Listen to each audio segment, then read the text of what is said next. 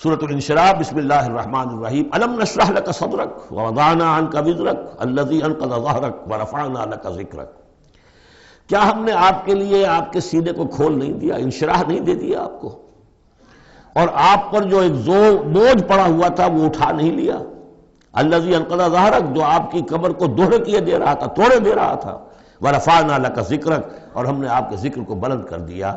فإن مع العسر يسرا ان مع العسر يسرا، تو یقیناً مشکل کے ساتھ ہی آسانی ہے، یقیناً مشکل کے ساتھ ہی آسانی ہے۔ فإذا فرغت فانصب وإلى ربك فارغب، تو جب آپ فارغ ہو جائیں تو پھر یہ کہ خوب کمر کس لیجئے، محنت کیجئے اور اپنے رب کی طرف راغب ہو جائیے۔ یہ مشکلات القرآن میں سے ہے۔ عام طور پر سمجھتے ہیں لوگ کہ جو مشقتیں تھیں دعوت و تبلیغ میں، اور جو آپ کے اوپر جو لوگ فکرے چست کر رہے تھے اس کی وجہ سے آپ کو یہ رنج ہو رہا تھا، تو یہاں اصل میں یہ بات نہیں ہے، وہ بھی ہے اپنی جگہ پر۔ حقیقت میں بات کون سی ہے؟ اور کیونکہ یہ بھی معلوم ہے کہ یہ بالکل ابتدائی زمانے کی صورتیں ہیں، لہذا اس دور میں تو ابھی اس طریقے کا جو ہے کوئی بہت زیادہ پرسیکیوشن بھی نہیں تھی، بہت زیادہ مخالفت بھی نہیں تھی، اس سے کہیں زیادہ بڑے مراحل سے آپ کو گزرنا پڑا ہے۔ 3 سال کی جو بھی قید بنی ہاشم، شیب بنی ہاشم کی قید ہے، وہ بعد کی بات ہے۔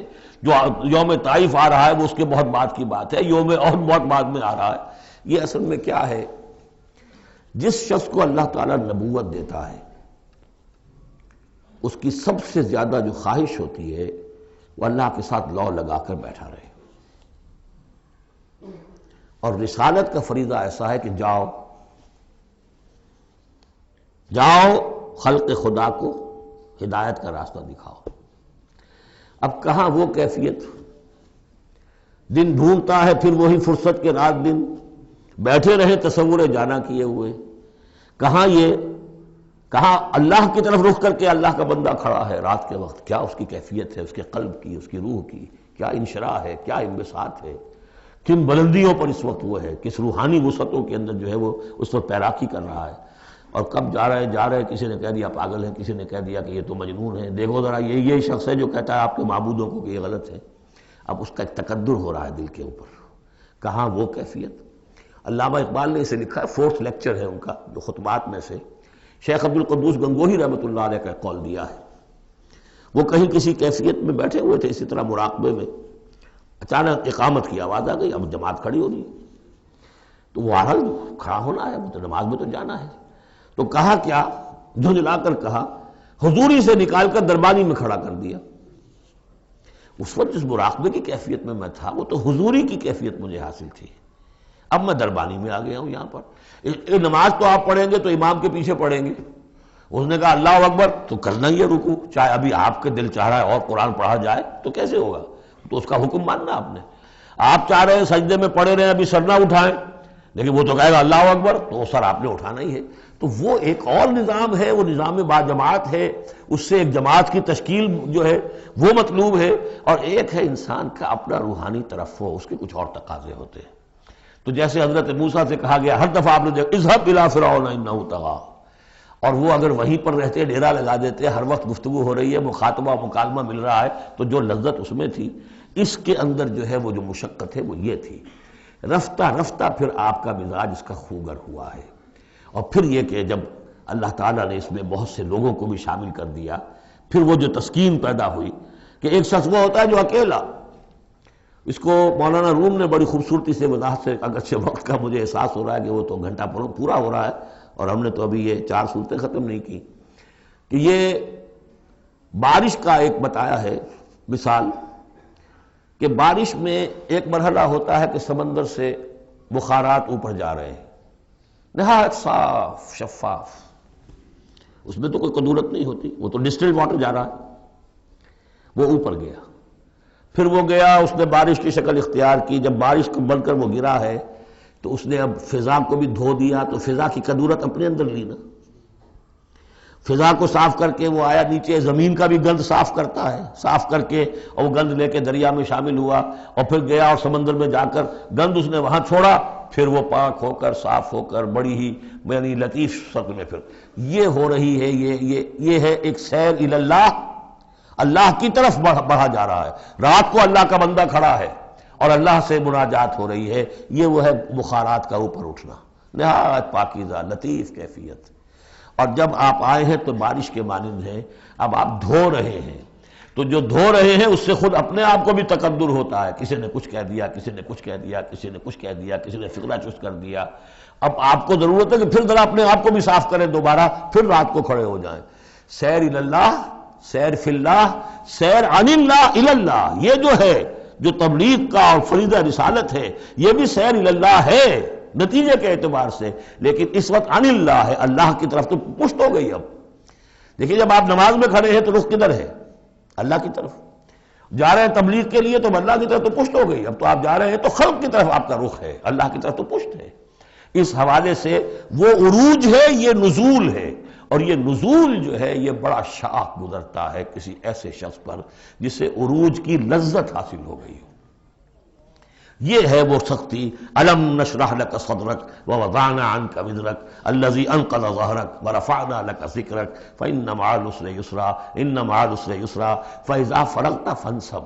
اے نبی وہ وقت آ جائے گا، آپ اپنے اس فرض منصبی سے جب فارغ ہو جائیں گے، جب اللہ کا دین غالب آ جائے گا، پھر آپ یکسو ہو کر وہ جو آخر میں آیا اذا جاء نصر اللہ والفتح ورأيت الناس يدخلون في دین اللہ افواجا فسبح بحمد ربک واستغفر انہ کان توابا، پھر آپ ہمہ تن ہمہ وقت اسی کام میں لگ جائیے۔ اور اسی لیے حضور نے اس وقت آخری فیصلہ کیا، اللہم فی الرفیق الاعلی، بس اب میں فارغ ہوا اور اب میں مزید تاخیر نہیں چاہتا۔ حالانکہ نبیوں کو یہ آپشن ملتا ہے، اگر آپ ابھی چاہیں تو اور رہ سکتے ہیں دنیا میں، یہ آپشن ملا ہے۔ چنانچہ حضور نے اپنے مرض وفات میں جو خبر دی آ کر، جب آپ نے نماز پڑھائی ہے، بیماری میں ذرا سی کمی ہوئی تھی، باہر آپ آئے ہیں، حضرت ابوبکر نماز پڑھا رہے تھے، حضرت ابوبکر کے پاس جا کر آپ جو ہے بیٹھ گئے۔ اب حضرت ابوبکر جو ہے وہ اقتدا کر رہے ہیں حضور کی، اور پوری جماعت کر رہی ہے اقتدا حضرت ابوبکر کی۔ یہ نماز ہے، آخری باجماعت نماز۔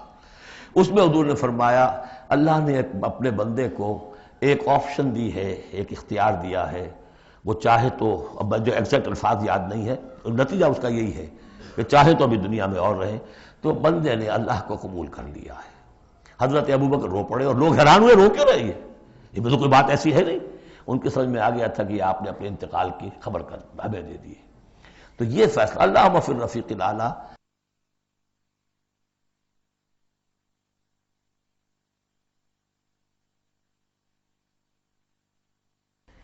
یہ جو شاخ گزر رہا تھا نا، یہ جو دنیا کے اندر معاملہ دعوت و تبلیغ، یہ اس روحانی جو ربط ہوتا ہے اللہ کے ساتھ، اس کے اعتبار سے اس میں رکھنا پڑتا ہے، کہاں وہ کیفیت، کہاں یہ کیفیت۔ اور اس کی وجہ سے جلدی آپ نے فرمائی، میں سمجھتا ہوں کہ اگر ابھی جو لوگ، یہ اتنا عظیم انقلاب برپا ہوا تھا عرب میں، اور رأیت الناس یدخلون فی دین اللہ افواجا، ان کی ابھی بڑی تربیت کی ضرورت تھی۔ یہ تربیت کے مراحل ابھی ان کے پورے نہیں ہوئے تھے۔ یہ تو صرف مکہ اور مدینے کے لوگ تھے جو آپ کی تربیت سے اس طریقے سے بہرہ اندوز ہوئے اور ان مستفید ہوئے۔ یہ جو پورا عرب جو ہے ایمان لے آیا، اور ان کو تو آپ کی تربیت کا بھی وقت نہیں ملا۔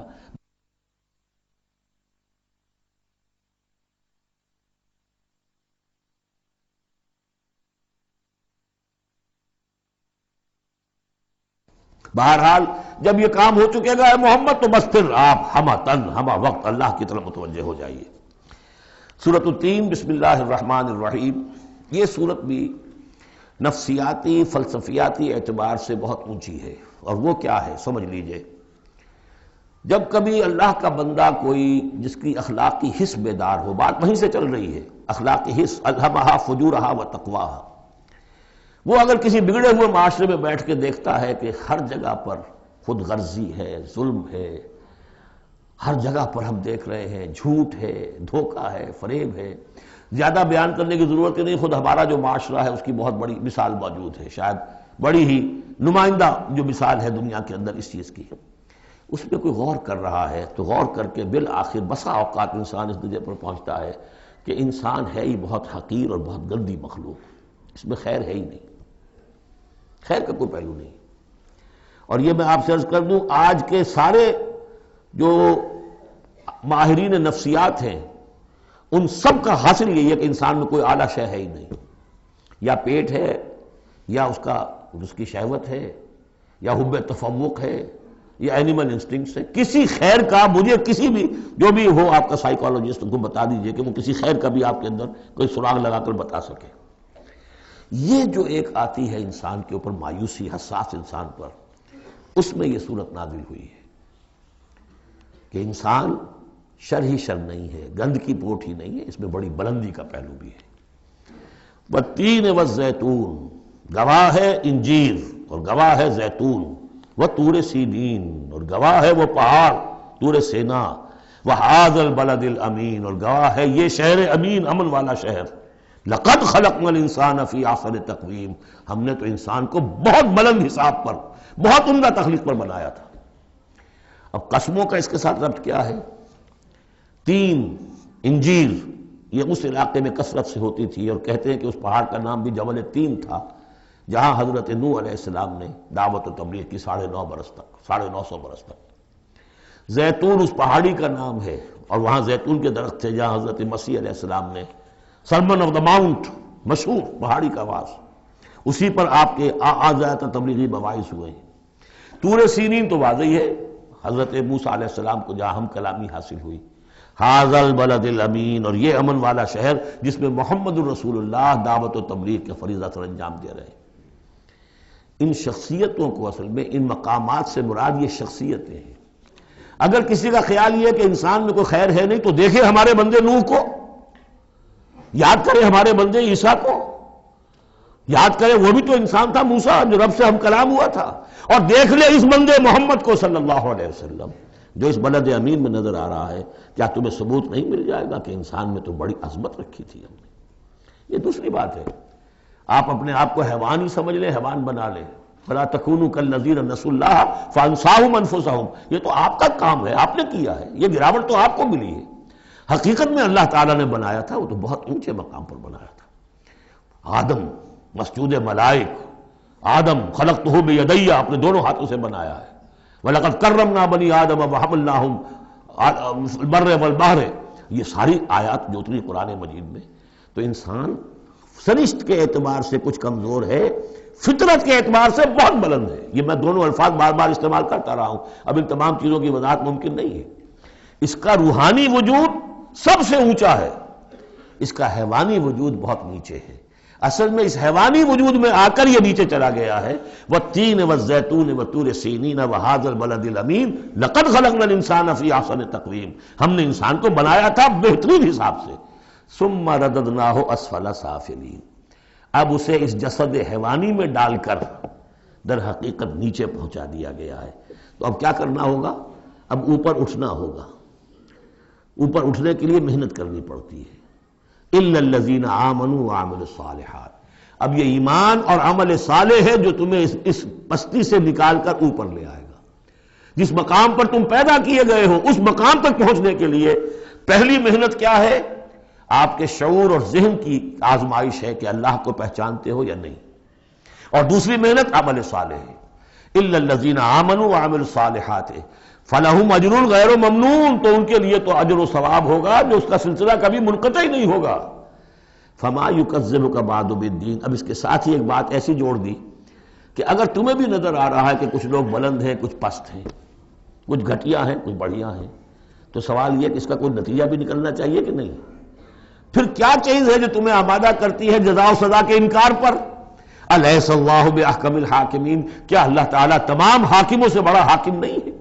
تو کیا کوئی حاکم ایسا بھی تم نے دیکھا کہ جو اپنے نیکوکار بندوں کو اور اپنے غداروں کو اور اپنے باغیوں کو ایک جیسا کر دے؟ تو اگر انسانوں کے اندر یہ دونوں طرح کے کردار موجود رہے ہیں، جو تمہیں زیادہ نظر آ رہے ہیں وہ تو دوسری طرح کے ہیں، ہم نے بھی تمہیں دکھا دیے نا، موسیٰ بھی اللہ کا بندہ تھا، انسان تھا، عیسیٰ بھی تو ایک انسان تھا، یہ محمد بھی چلتے پھرتے جو ہے ثبوت ہے انسانی عظمت کا۔ یہ انسان کے اندر عظمت بھی ہے، اگرچہ ادھر اگر متوجہ نہیں ہوگے تو واقعی حیوانوں سے بھی بدتر ہو جاؤ گے۔ اولئک کالانعام بل ھم اضل۔